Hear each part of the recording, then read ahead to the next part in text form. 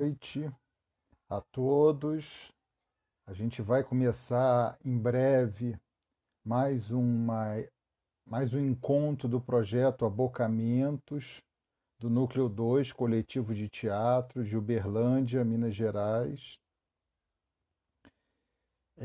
E hoje recebendo para nossa conversa meu querido amigo, grande artista, Chicão Santos, do grupo O Imaginário de Porto Velho, Rondônia, aqui nesse mês que nós estamos dedicando abocamentos a conversar com artistas produtores, né? Pensar a produção teatral nesse momento em que a gente está passando, né? Vislumbrando um possível cenário pós-pandemia, né? De como o teatro, as artes do corpo vão dar alguma resposta diante desse contexto. Então, esse mês a gente vai estar aqui recebendo colegas de vários lugares do Brasil, discutindo um pouco esse lugar, vamos dizer, híbrido, né, do artista produtor. Dentro desse tema, na semana que vem, nós vamos estar fazendo um lançamento virtual com a presença da autora Daniele Sampaio do livro Agentes Invisíveis e Modos de Produção nos Primeiros Anos do Work Center, de Jerzy Grotowski. A gente vai estar lançando esse livro, tem um sorteio de um exemplar dessa obra, está tudo aí no nosso Instagram até o dia 18. Quem tiver interessado pode estar concorrendo ao livro e na semana que vem a gente vai ter a alegria de fazer esse lançamento virtual aqui no nosso projeto Abocamentos.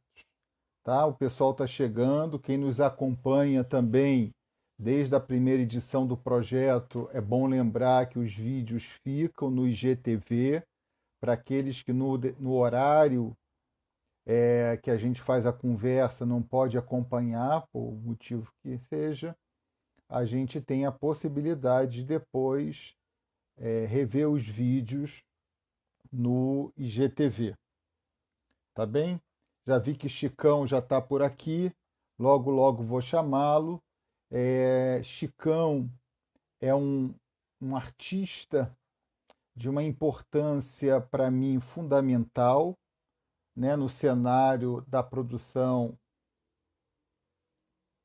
do país, né, e também da produção nacional. Chicão vem desenvolvendo há muitos anos um projeto de referência lá em Porto Velho e é uma alegria, um prazer e uma honra reencontrar meu querido amigo, grande artista, uma figura que merece da minha parte todo o respeito, né, pelo trabalho que desenvolve, pela pessoa que é e de uma trajetória importante também nas lutas pelas políticas públicas para a área de cultura no norte do país e, claro, que reverberando em todo também centro-sul do país. Então, Chicão, querido, um prazer tê-lo aqui conosco. Né? A ideia do Abocamentos é a gente estreitar um pouco nesse momento de isolamento, de confinamento, a gente conversar, né? Não deixar que esse isolamento também nos paralise e se nos potencialize. Então, para a gente aqui do coletivo, do Núcleo 2, é uma alegria tê-lo aqui conosco. Ô, Narciso, primeiro que não é uma honra você me receber, é uma honra eu estar aqui contigo, porque você é o meu padrinho, é o meu doutor, meu mestre, né? E estar nesse momento aqui compartilhando algumas experiências vividas e outras por ainda a gente viver, é um momento de satisfação imensa, né? Não tem isso, acho que a pandemia fez com que a gente se aproximasse mais desse outro mundo, né, nesse mundo virtual, e Sim, pudesse, nesses momentos, estar trocando. exatamente. Então, Chicão, queria te pedir que você se apresentasse um pouco mais aí para quem nos acompanha e já começasse a conversar, comentando um pouco, falando um pouco da trajetória do imaginário, do trabalho que vocês se envolvem em Porto Velho, Rondônia, tanto do ponto de vista artístico, como do ponto de vista da gestão e da produção, né? Quais são as questões que, dentro do contexto do qual vocês estão inseridos, são prementes, que possam também a gente fazer esse amplo debate aqui nesse momento do abocamento. Em primeiro lugar, agradecer pela oportunidade. Você sabe que sempre é um grande prazer, uma grande honra. Logicamente que a gente vem fazendo um trabalho de pensar além da caixinha, além do espaço fechado, além do espaço que não comunica, né? E nós tivemos todo um processo de discussão ao longo da nossa existência, da nossa carreira. Eu já estou na cena há 42 anos, comecei numa cidade do interior aqui de Rondônia, chamada Cacoal, em 78, e nos anos 80 tivemos um trabalho lá por lá, e sempre trabalhando na perspectiva do teatro alcançar todos e todos os lugares, né? E em 95 eu me mudei aqui para Porto Velho, e quando eu cheguei em Porto Velho, nós encontramos uma cena muito capenga, muito triste, assim, do ponto de vista de você produzir um trabalho, não ter quem assistisse, não ter realmente uma conexão com as pessoas, com os espaços, né? A gente abriu uma temporada, e essa temporada ela não ganhava consistência, e aí foi quando a gente começou a discutir o público, o teatro e a cidade. Foi uma grande sacação, e que você teve uma participação muito importante logo na sequência, em 2006, quando você veio para cá, para trabalhar o Mistério do Fundo do Pote, que era um texto que a gente também queria colocar dentro desse lugar, para ir para as ruas, para as praças, enfim, e para esses lugares que a gente queria discutir, né? Que a gente queria vislumbrar com o nosso público, com a cidade. Aqui é um lugar muito quente. Foi uma das questões que nós levantamos. O público não gosta muito de ir para espaços fechados, né? Então, essa foi uma questão que a gente identificou logo no primeiro momento, tendo esse processo de discussão, de seminários, de palestras, de encontros que nós fizemos em escolas, em comunidades. E aí a gente começou a pensar, falou assim, por que a gente não começa a trazer o teatro de rua, a botar o teatro de rua nesses espaços abertos, né, para possibilitar que o público venha no final da tarde, porque aqui o teatro não acontece durante o meio-dia, você sabe disso, que aqui é um calor infernal, ninguém sobrevive no meio do dia aqui, né, Narciso? Você viveu aqui um tempo, você sabe como é que é. Sim. Meus colegas aí no Rio de Janeiro, aí fizeram uns espetáculos durante o meio-dia, 12 horas, né? Eu falei assim, nossa, lá em Rondônia isso aqui é impensável, né? Então, sempre a gente direcionou os nossos espetáculos para a noite, no final da tarde, né? E a gente começou a fazer essa discussão e fomos encontrando. Em 2007, logo depois que a gente ocupou as praças, as ruas, os pátios de escolas com o Mistério do Fundo do Pote, eu tive a oportunidade de ir para a Bahia. E lá nós fundamos a Rede Brasileira de Teatro de Rua, né, junto com outros parceiros. E quando nós voltamos, nós temos que fazer um espetáculo, ou temos que fazer um festival de teatro de rua. É necessário, urgente fazer isso. E aí, em 2008, nós fizemos esse festival, inclusive você esteve presente. Sim. E no final você falou assim, eu lembro que você falou comigo, falou assim, Chicão, eu já te levei 2 vezes lá em Angra, no Encontro Nacional de Teatro de Rua, eu tentei fazer 2 rodas ao mesmo tempo, nunca consegui. Aqui você fez 5 ao mesmo tempo. Que mágica é essa?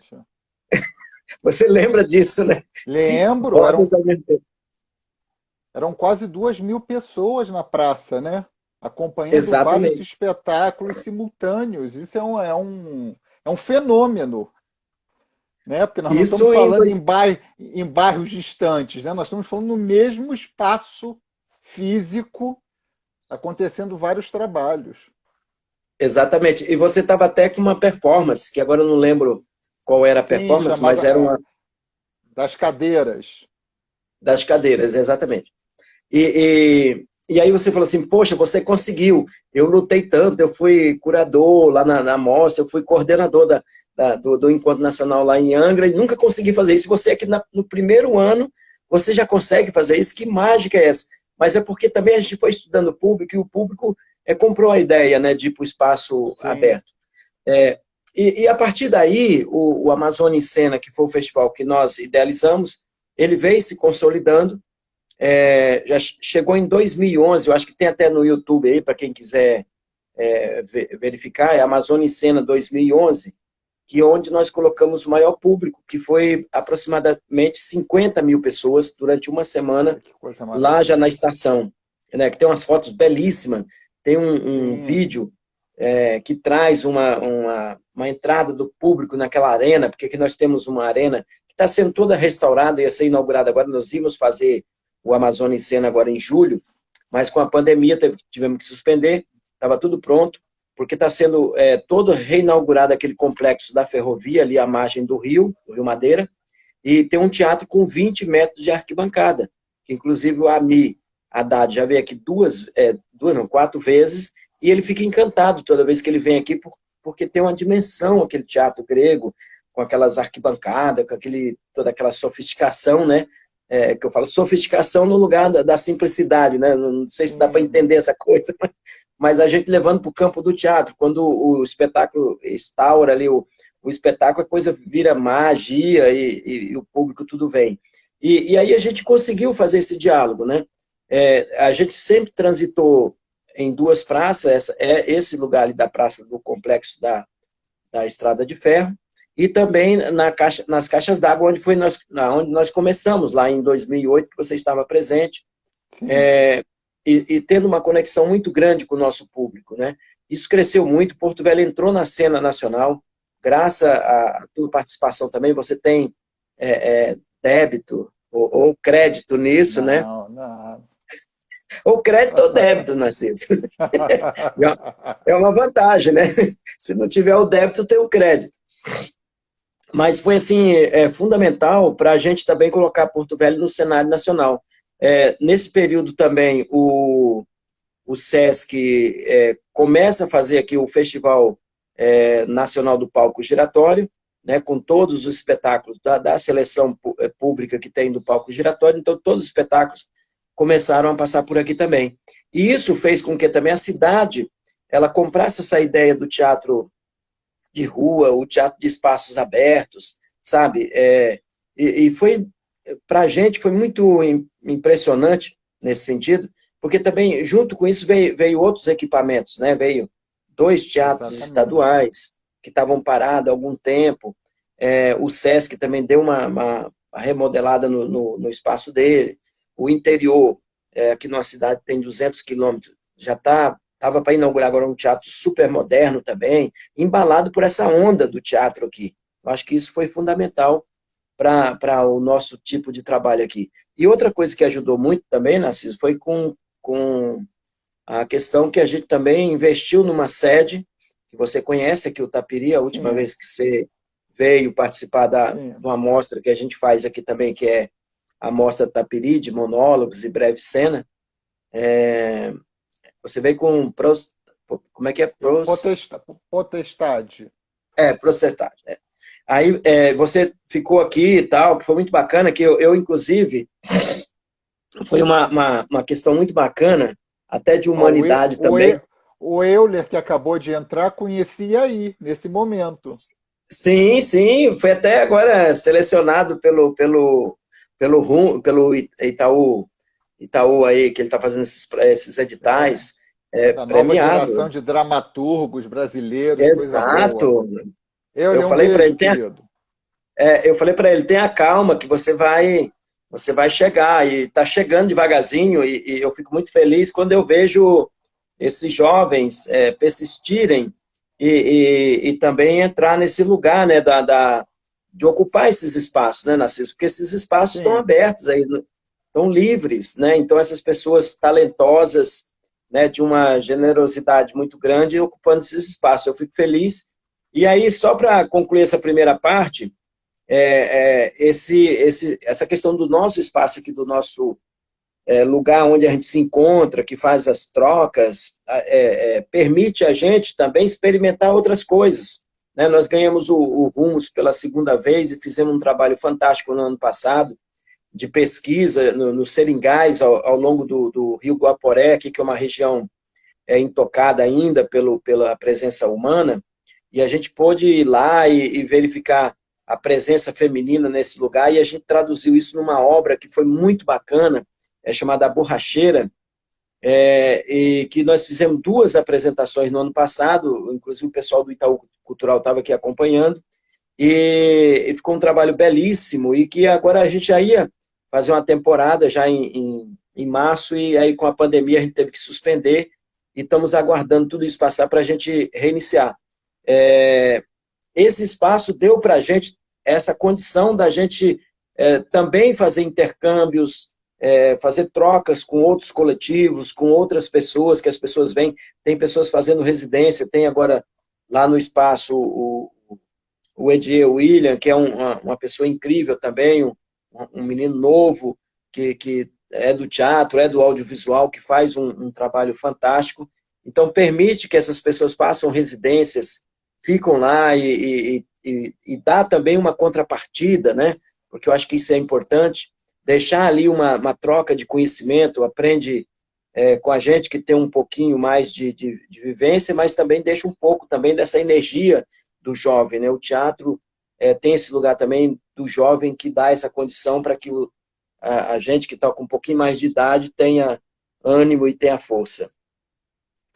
Chicão, fala um pouco para a gente, um pouco dessa pesquisa artística do grupo, a partir das próprias borracheiras, essa imersão no contexto da cultura amazônica, nesses temas que, na verdade, são temas mundiais, né? Há temas, quer dizer, mesmo com contexto, com a realidade própria cultural, mas tem ali questões do humano que estão aí espalhados de modos distintos nos países do mundo. Eu queria te ouvir um pouco também, porque naquele momento, né, nos anos, a gente trabalhou com a dramaturgia do Ilo, como um start inicial, e depois eu vi que vocês começaram a fazer esse desenho um pouco pela região, né, pelos materiais humanos, pelas histórias presentes na região. E aproveitando isso também dessa rede da Amazônia, né? Que é uma coisa que na época já me saltou muito os olhos, é que há uma rede de encontros entre os criadores já de muitos anos, né? Os fazedores de teatro aí na região se encontram muito. Acho que isso também é interessante para quem nos acompanha ter essa percepção. Na verdade, nos anos 80, a gente tinha um projeto chamado Pé na Estrada, que era uma contradição. Num lugar que tem tantos rios, a gente lançar um projeto Pé na Estrada. É uma puta contradição. Mas era uma tentativa da gente alcançar todos os estados do norte, dado a sua complexidade de distâncias e a geografia, né, da região norte. É um continente, na verdade. Eu não estou nem falando da Amazônia, mas estou falando da região norte. Mas nos anos 80 a gente já fazia uma tentativa de não fazer uma integração, né, mas fazer uma conexão com os outros estados. A gente tinha uma dificuldade muito grande de encontrar com os artistas de Belém, o pessoal de Macapá, o pessoal de Boa Vista. O Acre era mais próximo aqui, a gente tinha uma relação mais próxima, porque a gente conseguia lotar um ônibus aqui e ir para lá, e eles lotavam o ônibus lá e vinham para cá. Então, era uma situação muito mais fácil, dado a questão da BR aqui, que a gente conseguia chegar de estrada. Mas os demais, ou era de avião, que era muito caro na época, nos anos 80 era impraticável você pegar um avião, né? Ou a gente ir de barco, que era uma situação também muito desconfortável pelo tempo que você levava para chegar em Manaus, por exemplo. Saindo de Porto Velho a Manaus são 4 dias, né? De Manaus a Belém, 16 dias. Imagina, você 16 dias num barco para chegar em Belém. Então, assim, e toda a complexidade de logística, você tem que sair daqui e ir a Manaus e esperar um outro barco lá. Naquela época, a gente esperava, por exemplo, uma semana para o barco descer de Manaus a Santarém, Santarém, Belém. Então, assim, uma complexidade gigantesca. E aí veio os anos 90, a gente tentou criar nos anos 90 um triângulo cultural, que a gente chamava Triângulo Cultural Amazônico, fechando aqui os 3 estados, Rondônia, Acre e o Amazonas, mas também o Amazonas ficava nessa situação, porque ou a gente ia de barco, ou ia de barco, não tinha outra alternativa, né? E, e o Acre, sempre a gente se comunicando, tal. Nós tivemos grandes figuras no Acre, e que possibilitava. Quando eles entravam em crise lá, a gente ia para lá. Quando a gente entrava em crise aqui, eles vinham para cá. E sempre era esse lance de um estar ajudando, e até hoje também. Sim. Hoje a gente tem uma relação muito próxima com o Acre, né? Muito mais próxima do que com os outros estados. E aí, nos anos de 2000, até 2009, a gente veio trabalhando também outras questões, junto com outras instituições também. Aproximamos um pouco o SESC, mas o SESC ainda é um pouco mais tímido. E aí também a gente descobriu o próximo ato do Itaú Cultural. E aí nós fizemos uma questão para o Itaú, falando, poxa, vocês que ignoram as distâncias do norte, por que vocês não fazem um encontro no norte? Só que eles botaram um encontro lá em Belém. Só que tinha uma questão, que o Itaú tinha uma grana, e falou assim, não, nós vamos dar as passagens, hospedagem, essas coisas, e vamos se encontrar todos os artistas do norte lá em Belém. E aí, Narciso, que surgiu e reforçou muito mais essa questão do custo amazônico. Porque, inclusive, era a Sônia, que era a coordenadora de arte cênica do Itaú, ela me ligava e falava assim, Chicão, que loucura, sua passagem de Porto Velho a Belém custa R$ 4.000. Como é que eu vou justificar para o meu chefe aqui? Falei, se vira, fala da questão do custo amazônico. E essa coisa, falando de custo amazônico, que a gente não está bem definido ainda essa questão do custo amazônico, né? Mas aí, quando nós chegamos lá em Belém, aí não teve outro acordo. Foi custo amazônico, e logo depois nós fomos para São Paulo, teve o encontro, o próximo ato internacional em São Paulo, nós fomos convidados para ir, e já em Belém a gente já tinha discutido a questão do custo amazônico. E lá em São Paulo, no lançamento do Rumos Teatro, que naquela época ainda tinha o Rumos Teatro, a Sônia pega, e a gente, depois de muita discussão, eu, Vrad Lima, o Paulinho lá de Belém, várias pessoas, a gente chegou a dar um grito muito forte na sala lá e tal, e aí a Sônia Sobral, chegou e falou assim, não, o Itaú vai assumir o custo amazônico. Todo projeto que tiver uma relação de sair de outras regiões para a Amazônia, ou da Amazônia para fora, vai receber um acréscimo de 30% em função da questão do custo amazônico. Foi a primeira vez nessa questão, nessa concepção, que a gente garantiu ali a questão do custo amazônico. E aí, a questão da outra pergunta que você falou, nós estávamos lá em Angra, eu me lembro muito bem, eu estava conversando lá contigo, lá em Angra dos Reis, no encontro de teatro de rua, e aí a gente estava falando justamente dessa pegada do que o imaginário podia fazer depois do mistério do fundo do pote, aquela coisa toda. E aí você sugeriu que a gente começasse a falar um pouco sobre a questão das mulheres, e aí foi quando a gente conversou sobre a vinda da Bia Braga. Não sei se você está lembrado. Sim. Acho que em 2006. Aí, sim. 2006 para 2007. Aí a Bia Braga veio aqui fazer um trabalho em 2007, mas aí ela vem e fazia um trabalho justamente no lugar de trazer uma obra do universo masculino do Shakespeare, que era o Rei Lear, mas fazendo uma transcriação da obra para colocar as mulheres encenando, e aí a gente, depois de muito trabalho aqui, nesse processo da transcriação da obra, ela coloca 3 mulheres em cena e faz todo esse processo e tal.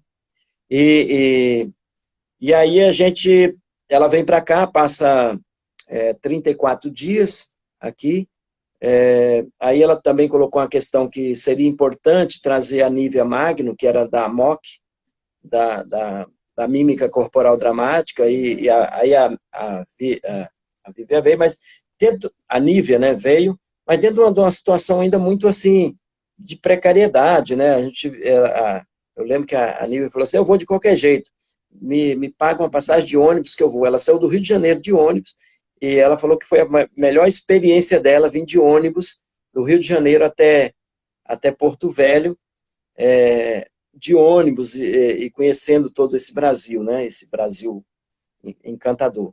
E aí, depois disso, a gente fez um trabalho que não, como espetáculo, não foi bem sucedido, e a gente investimos muita grana, e aí a gente começou a pesquisar histórias que a gente pudesse contar com a força aqui nossa da região e encontrar um tema, na verdade. Nós saímos desesperadamente procurando um tema, foi quando a gente foi ali para a linha férrea, né, para aqueles espaços ali, e quando a gente viu uma mulher acenando, aí falou assim, poxa, a gente podia contar a história das mulheres que vieram para cá na época da construção da Estrada de Ferro, em 1900, 1902, 1912.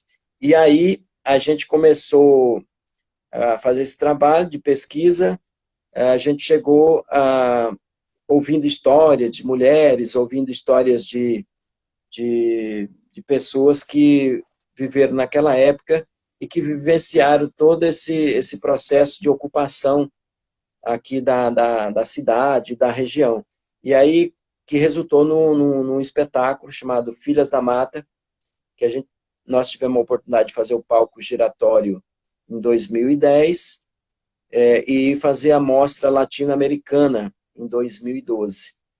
Então essa foi a primeira pegada. E depois disso a gente não parou de mexer com as nossas histórias, os nossos mitos, as nossas lendas aqui da região, que é muito presente e muito forte. Depois nós construímos um espetáculo também falando dos Coronéis de Barranco, né, que também explica um pouco o surgimento, ou reforça a lenda do Boto, né, e esse espetáculo chamado Varadouro. Aí esse espetáculo também foi de uma pesquisa que nós fizemos com a Cia Seral Benedito, lá do Rio de Janeiro, lá do André Garcia, e a gente fez essa conexão com eles falando da cameloturgia, que a Ana também ajudou, a Ana Carneiro também ajudou na questão, e a gente falando da oralidade dos trabalhadores da Estrada de Ferro e buscando tudo isso ao longo do Rio. Em 2010, a gente faz uma caravana daqui a Manaus, depois do palco giratório, e aí a gente faz essa investigação onde estava, ou se estava, ou se tinham trabalhadores ao longo desse rio, ou os fragmentos que sobraram dessa história, da saga, da construção, ao longo do rio. E aí a gente foi descobrindo muitas coisas, né, a presença árabe, o que sobrou, por exemplo, dos negros, o que sobrou dos espanhóis ao longo do rio, e aí fomos juntando todas essas histórias, a maioria das fontes mesmo era cemitérios, pessoas que ficavam naqueles lugares ali que desapareciam. Aí também juntamos um pouco também com a história dos portugueses que vieram construir os fortes, aqui como o Forte Príncipe da Beira, e que tem história de barões que se desprenderam, né, porque tinha duas entradas, tinha entrada pelo Paraguai e tinha entrada por Belém. E muitas dessas nau que os portugueses vinham, ou esses batelões, como eles chamavam, se perderam ao longo desse rio. E a gente tinha ali estruturas de navios, de barcos ali, que demonstravam muito essa coisa, e as histórias que estavam ali petrificadas nesses lugares, nesses seringais. Foi uma experiência assim, muito bacana, que deu para a gente uma potência muito grande nesse campo da pesquisa. Aí depois a gente também começa a fazer uma outra investigação de um outro processo que o Euler Lopes ele faz a dramaturgia, que é um processo em cima de pesquisa mesmo, de centro de documentação aqui em Porto Velho, de mulheres que foram condenadas no início da cidade, que eram 7 casos, e que depois a gente traduziu para Quatro Mulheres em Cena, que são as mulheres do Aluá, ligada a essa questão do Aluá também, que era uma bebida servida, um refresco, né, que era servido ao longo do rio pelas mulheres, quando as mulheres iam para esses lugares de dança, de festividade. E a gente tem buscado nesse lugar muitas histórias. Nós estamos também com outro trabalho, que é a crônica do Sol, do Sol e da Lua, que é uma pesquisa que o Edier está fazendo e que também já estava pronto, é baseado na época das queimadas que tiveram aqui na Amazônia, de um casal que morreu queimado dentro de uma casa, e aí a gente fez ele fez uma dramaturgia, uma poética, para falar desse lugar também, desse lugar da queimada, da questão amazônica, mas de uma forma bem poética, bem interessante. Já estava tudo prontinho, tudo para estrear, mas e aí nós tivemos que parar. E a nossa atuação também não fica só nesse campo, né? A gente trabalha também nas políticas públicas, que nós entendemos que o teatro tem que ser um direito de todos, como a arte, como a cultura, e a gente tem discutido com o conjunto da sociedade políticas públicas para todos e em todos os lugares, né? Então a gente tem avançado muito nessa questão, e é isso aí, a gente tem buscado textura também nesse lugar, porque nós temos uma matéria-prima aqui absurda, gigante, né? Então, nesse último espetáculo, por exemplo, A Borracheira, que é fruto dessa pesquisa que eu iniciei falando lá, que é uma pesquisa de mulheres que foram para o Seringal, num ambiente também hostil, machista, e aí a gente também começa a pesquisar essas texturas, né? A semente do açaí, a questão da textura sonora também desses lugares, como isso dialoga com a vida, com esse ambiente amazônico. E a gente tem feito um grande trabalho nessa perspectiva, entendeu? Não é fácil porque é um desafio, são coisas gigantes mesmo, e a gente tem que ter muita disciplina, muito cuidado, porque são questões que a gente mexe com o encantado, o sagrado, e nesse lugar aí a gente tem que trabalhar muito, né? E o grupo, Chicão, tem mantido o mesmo, digamos, os mesmos membros, ou a cada projeto também vão agregando novos atores, atrizes? Tem uma A gente, continuidade? Vocês mantêm um repertório dos espetáculos, ou cada projeto faz o seu circuito e depois um novo projeto aparece? na verdade, a gente tem um núcleo no grupo, né, no imaginário, que é um grupo ali quase que eu falo que é permanente, mas não é, porque também tem uma rotatividade, porque Sim. são pessoas muito jovens e elas migram e mudam, né, vai se alternando. Mas essa também não é a nossa preocupação, porque eu acho que o teatro o teatro tem uma capacidade da gente encontrar pessoas, e pessoas é que Hum. fazem a transformação de tudo isso. Mas a gente tem um núcleo, né? O nosso cenógrafo, por exemplo, é um cenógrafo que vem dos primeiros trabalhos, quando nós fizemos aquela estrutura lá ainda do Ah, mistério, é o ótimo. mesmo cenógrafo. Sim. O músico é o mesmo músico, né? É o Bira, que vem naquela pegada de também trabalhar essa manipulação de sons que é bacana, é incrível, né, dentro Sim. essa questão amazônica, né, de ter essa capacidade de ouvir. E a gente tem essas transições, né, de pessoas que entram, que saem. Assim, também, assim, eu não vejo como uma coisa... Porque também as pessoas têm desejos, têm sonhos, Sim. atrizes que trabalhavam com a gente aqui, que hoje estão em Brasília, outros que estão em São Paulo, estão no Rio, e tem essa coisa das pessoas irem buscar também outros lugares, isso aí também não incomoda. O importante é eu estar aqui, né, Narciso? Exatamente. E aí eu te pergunto, na sede vocês também têm projetos de formação, cursos, seja de iniciação, seja cursos mais técnicos, que mantêm também essa, entre aspas, uma escola ali na sede? Nós temos uma escola livre que teve uma pegada muito forte em 2000 de 2008 até 2012.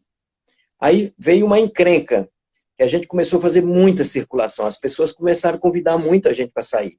E aí a gente não tinha quem deixar para tocar a escola livre. Então, e o SESC também, o SESC é muito próximo aqui da nossa sede, o SESC, ele sempre, quando tem oficinas, cursos lá, ele joga para a gente. Então, chegou tempo aqui de ter 17 oficinas no mês, né? Porque aqui o palco giratório é em setembro. Você imagina, a gente com a escola de formação, com 70, 80 alunos, ter 17 oficinas no mês, né? Isso é para os poucos, né? Mas isso era a configuração que a gente fazia da nossa escola livre. Atualmente, a gente deu uma segurada, porque também a universidade ampliou o curso de teatro, e teve até uma extensão, e uns colegas, o Adailton, abriu uma sede, e o SESC também abriu alguns cursos. Aí a gente não queria competir, porque também nós fazemos um trabalho aqui no Imaginário, que é um trabalho de cidadania. Então, a gente faz uma oferta de curso, dentro dessa questão da escola livre, de ser de graça o curso para poder incluir essas pessoas na questão cultural, porque é um entendimento nosso, é uma percepção que a gente tem de que é um direito da pessoa, mesmo a gente não recebendo do poder público um recurso para a gente fazer a manutenção dessa atividade, mas a gente entende que é um direito do cidadão a se aperfeiçoar, a ter a iniciação à atividade artística, né? Mas, assim, a gente deu uma parada no ano passado, em função dessas circulações, a gente não parava aqui. Em 2008 nós fizemos o palco giratório, e o ano passado nós fizemos uma pesquisa que durou o ano inteiro, a gente não parava aqui, né? E agora veio a pandemia, a gente tinha até interesse de reabrir as oficinas, os cursos, mas aí veio a pandemia, a gente teve que parar tudo, e aí estamos aguardando agora as forças dos encantados e da natureza para a gente reiniciar. Esses encantados amazônicos precisam percorrer todo o país, né? Para a gente um pouco se alimentar dessa força. E aí eu te pergunto, Chicão, como é que você vê, nesse panorama que a gente tem, as políticas públicas para a área de cultura? Tanto no estado de Rondônia, né, como é que elas se apresentam aí, e também nessa, claro, a gente está falando de uma ausência, isso é quase, né, do ponto de vista nacional, mas como é que você vê esse impacto na produção, seja de vocês, seja de outros colegas que você tem conversado pelo país afora, e quais as perspectivas de futuro que você vislumbra, né? Que a gente pode aqui pensar um pouco. Narciso, é engraçado, a gente estava no momento, eu acho que não só no teatro, nas artes, na cultura, mas em todas as áreas, a gente, eu acho que estava antes da pandemia numa crise até, que eu digo assim, existencial, de público, de tudo, de espaços. Eu acho que a pandemia veio para fazer a gente repensar esse lugar, né? E ontem, por exemplo, eu tive seis videoconferências, porque também eu estou presidente do Conselho Estadual de Política Cultural. Então, pela manhã, uma com todos os gestores de cultura do Estado, coisa que a gente não fazia há mais de 3 anos, 4 anos. Depois, uma com setoriais, depois uma com o Conselho Municipal de Cultura de Porto Velho, com gestores de cultura de Porto Velho, e à noite com os mestres de capoeira. Então, quer dizer, 4 videoconferências, e fora as conversas ainda paralelas que a gente está tendo. Então, a pandemia, ela trouxe... e outra coisa, ainda teve uma videoconferência com os presidentes de conselho do Brasil inteiro, que eu participei. Durou 2 horas. Então, veja só, nós nunca fizemos isso, assim, com tanta eficiência e com tanta proximidade de datas, essas coisas. Sempre a gente fazia uma vez por ano, uma lá em março, outra lá em novembro. Quer dizer, eu fiz ontem 5 videoconferência, que a gente pode falar que é uma conferência, está no mundo virtual, mas é uma conferência, e está ali falando com públicos completamente diferentes e com perspectiva diferente. Eu acredito que nós estamos num momento, a pandemia trouxe para a área da cultura uma coisa que a gente não ia conseguir nesse governo, a unidade. A lei da emergência da cultura, que começou há 3 meses atrás a ser discutida, tanto no campo da sociedade civil, como no campo dos fóruns de secretários municipais, estaduais, conselhos e no próprio Congresso Nacional, isso fez com que criasse uma unidade no Brasil.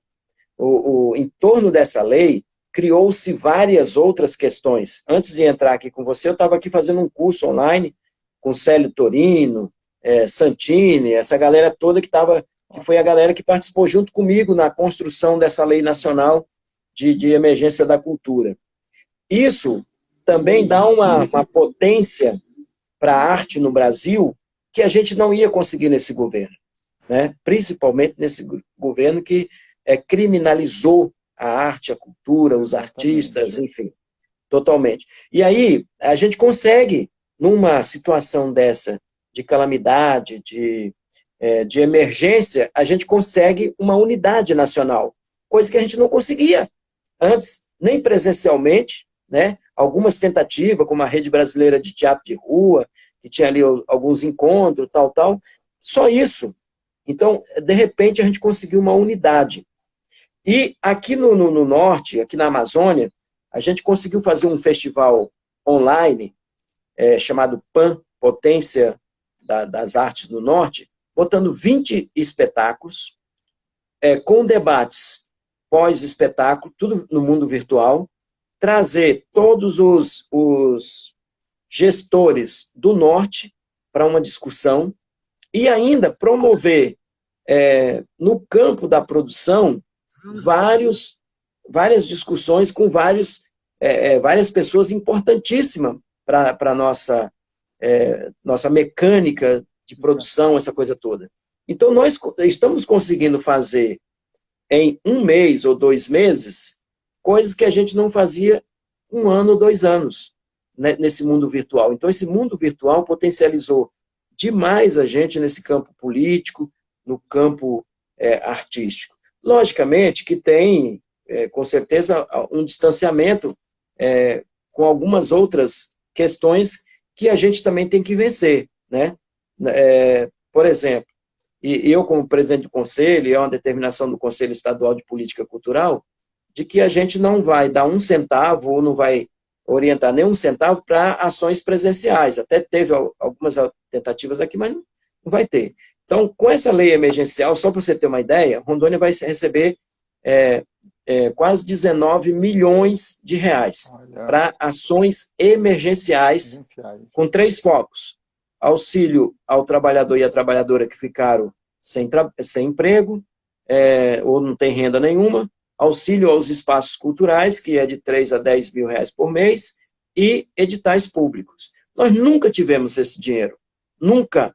E outra coisa, para ações virtuais. Então, você vai ter que se reinventar, você vai ter que se ressignificar nesse lugar e colocar nesse mundo virtual o que você tem de melhor.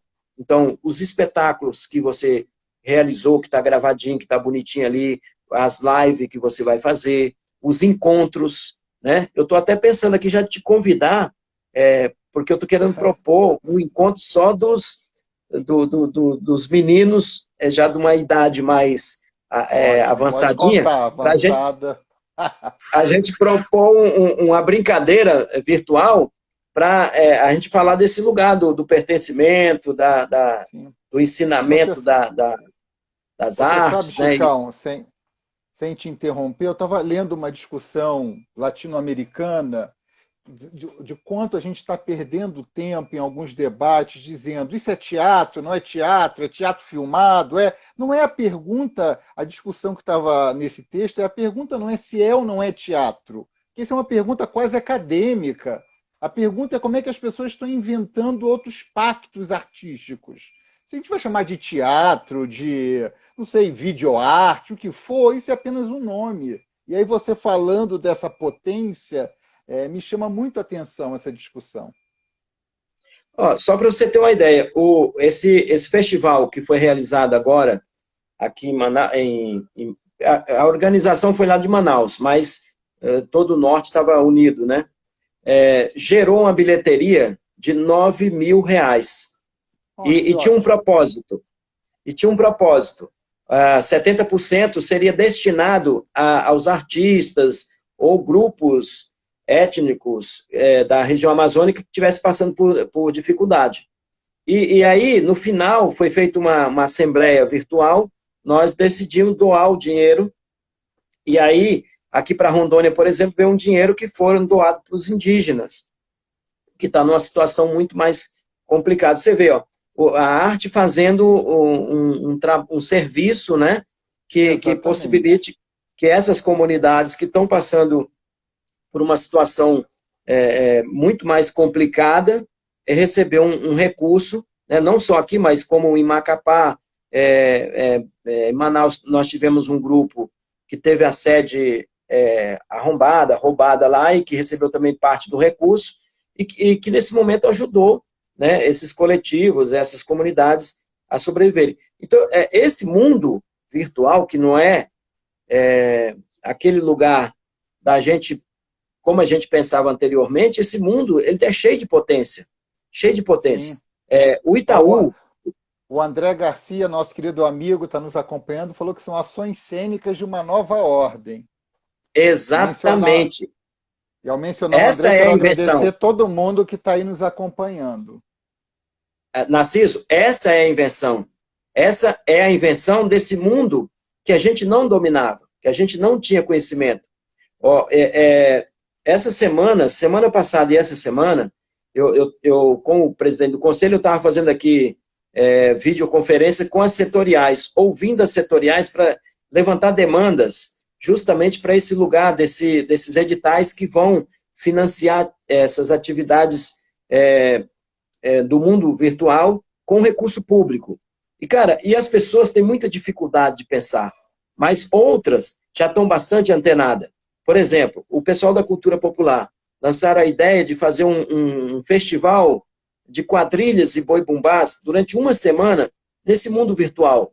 Tá entendendo? Que eles têm material gravado. E eles podem fazer isso. Então, dá para fazer uma semana.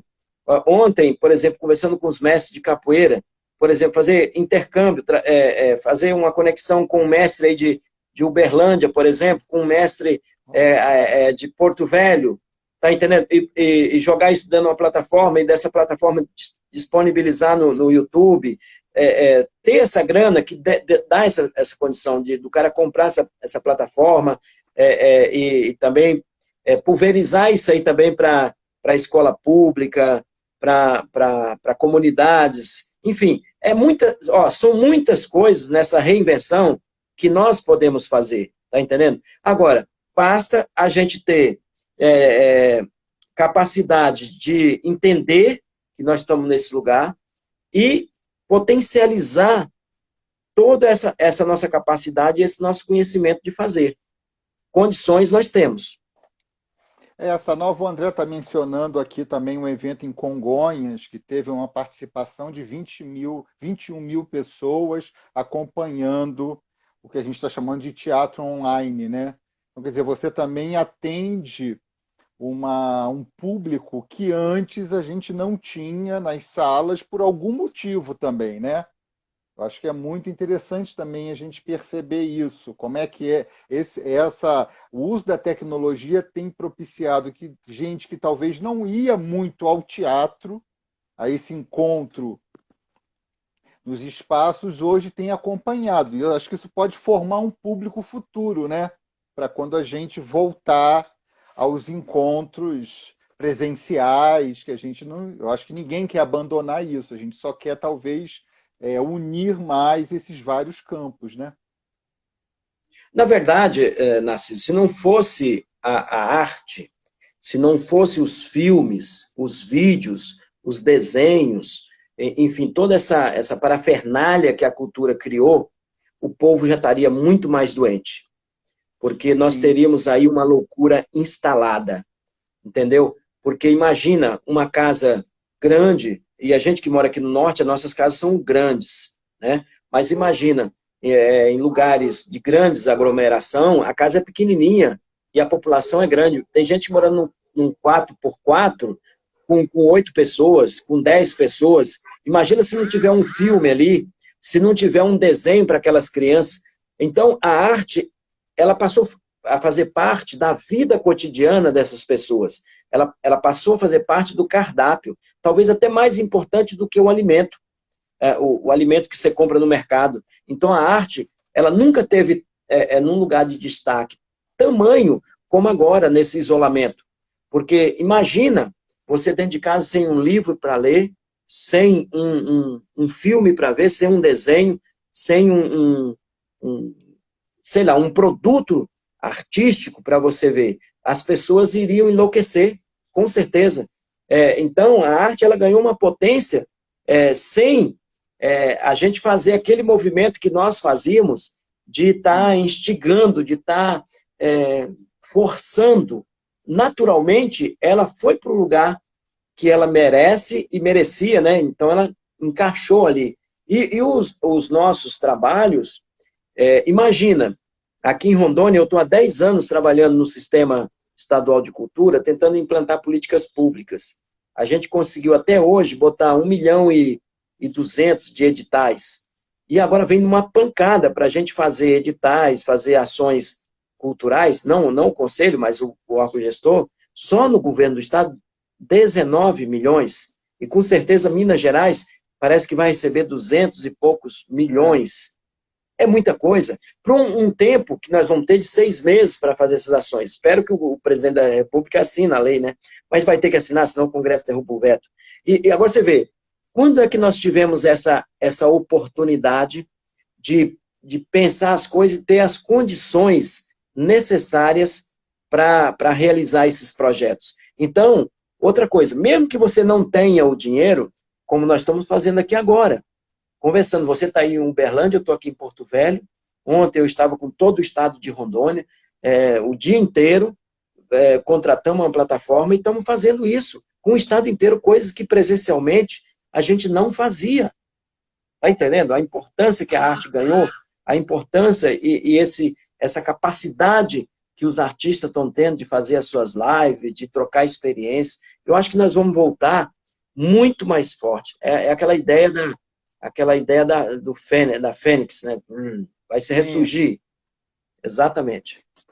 Está sendo muito bom te ouvir, Chicão, porque eu não tinha essa percepção e nem essa visão encantada que você traz da força que esse momento dá para a gente, né? Eu acho que está sendo muito rico e aqui também em Uberlândia a gente tem feito várias reuniões da setorial, né? A gente está conversando muito sobre as políticas locais, pressionando a prefeitura em vários aspectos. Então, agora também eu estou voltando a reler esse movimento a partir da sua fala. Tem sido muito. Te agradeço muito, porque acho que a gente, nesse momento, essas falas de força diante desse neofascismo, né? Que entrou na sociedade brasileira e, de alguma maneira, voltou a escancarar um pouco esse conservadorismo que a gente tem, né, faz parte da nossa sociedade, mas legitimada por um poder maior, tem me deixado muito Beckettiano. Né? Acho que a partir da sua fala eu vou daqui a pouco largar o Beckett novamente e vou entrar em outros. Bem, a gente está já nesse caminho para encerrar. Eu queria te deixar à vontade para você trazer alguma questão que faltou, que você queira compartilhar a todos que nos acompanham aqui. O Euler está colocando aqui o seguinte, que nunca dialogamos tanto nos últimos anos como nesse período de pandemia e de isolamento. Aqui no estado, o Fabiano Barros, ele está fazendo lives e com produtores, gestores, pessoas que pensam esse universo da arte. No sábado passado, ele conversou aqui com o Rômulo Avelar, falando sobre produção, Eu acompanhei. enfim, os novos caminhos, né, da arte nesse sentido. Eu acho que é esse lugar mesmo. Nós nunca dialogamos tanto, tanto, tanto. Ontem, conversando com os presidentes de conselhos do Brasil, cara, é um negócio extraordinário. É um negócio, o Narciso, que a gente não tinha essa dimensão.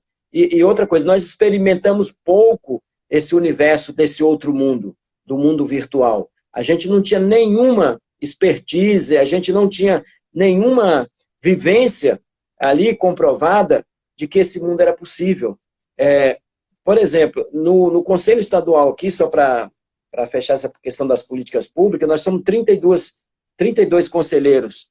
A gente fazia uma reunião, cara, 2 por ano. Agora, no mundo virtual, a gente está fazendo quase todo dia. Assim que surge uma emergência, a gente faz. E é tranquilo, sabe por quê? É econômico, não tem o deslocamento, não tem nada, e as pessoas estão ali ouvindo, falando. Então, eu acho que nós descobrimos também, nesse outro mundo, possibilidades que nós não tínhamos, ou tínhamos até preguiça ou medo de experimentar. Uma vez eu estava, para finalizar, lá no Itaú Cultural, no próximo ato internacional, e eu falei de uma questão que era feito aqui na Amazônia há mais de 10 mil anos pelos xamãs, pelos grandes guerreiros indígenas, que era a comunicação em rede, através de xamãs, de telepatia, coisa. Eu fui ignorado. Eu voltei lá 2 anos depois e estava lá um cara defendendo uma tese de doutorado, falando justamente desse lugar, dessa comunicação em rede que se dava na Amazônia pelos xamãs e pelas telepatias. Então, é porque a gente também, muitas vezes, a gente passa despercebido nesse mundo e não ouve o lugar do mestre. O mestre, ele tem um tempo, ele tem um segredo, e esse segredo é milenar, ele vai sendo transmitido de geração para geração. Então a gente tem que ouvir mais os mestres, né? Porque os mestres, eles têm a percepção do futuro. Eles estão grudados no passado, mas eles estão também no lugar da contemporaneidade, eles estão nessa dimensão, né, desses mundos, né? Então eu acho que o mundo virtual, ele vai abrir uma grande capacidade para a gente estabelecer os diálogos. Eu agradeço muitíssimo, quero deixar um abraço forte para você, para toda a sua família aí, e dizer, se cuide, porque o negócio essa pandemia vai passar e daqui a um tempo nós vamos se encontrar aqui no Tapiri, para a gente comer um peixe, um açaí e bater muito papo, presencialmente. Você também vem aqui no Cerrado das Minas. Bem, gente, eu acho que agradecer o Chicão é um mínimo, né? Me lembro quando ele me chamava de padrinho, eu falava, deixa disso. Uma vez, meu querido mestre Ilo Krugli falou assim, poxa, é uma alegria, né? A gente também receber esse carinho, esse afeto de pessoas que a gente também admira. Eu acho que o Chicão demonstra, né, representa todo um coletivo de teatro aí de Porto Velho, do imaginário, que deixo também aqui meu beijo fraternal a todos do grupo, e que faz a gente que está aqui mais no Sudeste, né, e muitas vezes se satisfaz com a produção teatral do eixo, né, Rio, São Paulo, Minas, mais um pouco nesse lugar, que a gente também tenha esse movimento que é maravilhoso de conhecer a produção das várias regiões do Brasil, os modos de pensar teatro dos vários lugares desse país. Isso nos enriquece como pessoas, como artistas, e nos mostra uma força, como o Chicão trouxe aqui para a gente, desse pacto coletivo diante não só do contexto da saúde pública, mas do contexto político que a gente vem atravessando. Tá bem, Chicão? Um beijo grande. Essa nossa conversa vai estar lá no IGTV, então quem quiser ver depois, rever, indicar para alguém que não pôde estar aqui nesse momento, vai estar lá registrado e a gente se vê, se encontra na próxima quinta-feira. Tá joia? Beijo grande, Chicão. Muito obrigado. Muito feliz de te ver, de te ouvir.